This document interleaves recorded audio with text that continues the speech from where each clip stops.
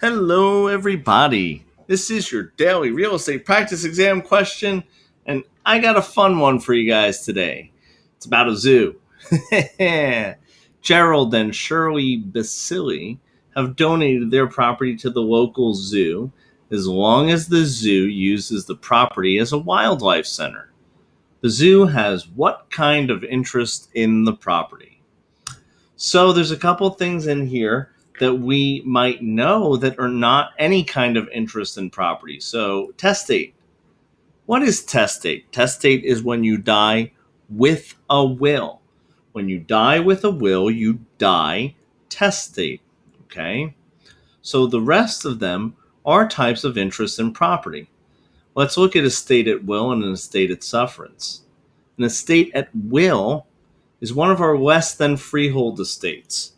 That's when a landlord allows the tenant to stay in a property for an undefined period of time, but they're willing to let them stay. So that is an estate at will. That is not what we have here. This is not a less than freehold estate because they've donated. So they've alienated, transferred that property over to them. They've transferred the full bundle of rights over to the local zoo.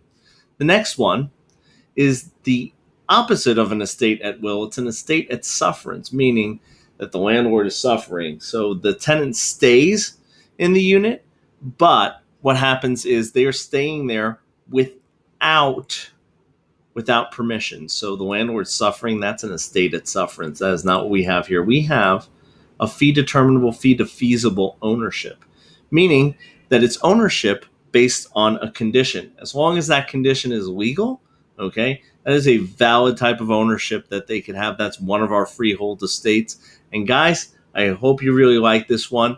If you do, please hit like, hit subscribe. That really helps out. And I have my link for my private lessons down below if you guys need it. But if not, I'll see you here again real soon.